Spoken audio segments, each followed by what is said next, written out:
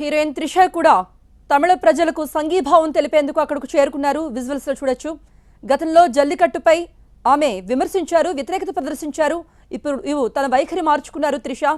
Even ఆమె tweet చేసినట్టుగా ఒక అకౌంట్లో ట్వీట్ చేసినట్టుగా కొన్ని మనం కమెంట్స్ కూడా చూసాం జల్లికట్టుకు వ్యతిరేకంగా. అయితే అది హ్యాక్ అయింది, ఆ ట్వీట్ తనది కాదు అంటూ ఆమె వివరణ కూడా ఇచ్చారు. పెటాలో సభ్యురాలుగా ఉన్న త్రిష మొదటి నుండి జల్లికట్టును వ్యతిరేకించారు. తమిళ జనం ఆగ్రహం చూసిన తర్వాత సాంప్రదాయబద్ధంగా ఉన్న జల్లికట్టు క్రీడను జరపాలనే వాళ్ళ నిరసన వ్యక్తమైన తర్వాత త్రిష కూడా తన వైఖరి మార్చుకున్నారు. త్రిష మాత్రమే కాదు, పెటా సభ్యుల్లో ఉన్నటువంటి అనేక మంది జల్లికట్టుకు మాత్రం అనుకూలంగానే ప్రకటనలు చేశారు. త్రిష కూడా ఆ ప్రాంతానికి చేరుకున్నారు. జల్లికట్టుకు తాను వ్యతిరేకం కాదని, తాను జల్లికట్టు క్రీడను సమర్థిస్తున్నానని, జల్లికట్టు జరిపి తీరాలి అంటూ దానికి అనుమతి ఇవ్వాలంటూ కూడా ఆమె చెప్పడానికి అక్కడికి చేరుకున్నారు. తన సంఘీభావాన్ని తమిళ ప్రజల ఎదుట తెలియజేయడానికి ఆమె నేరుగా అక్కడికి రావడం జరిగింది.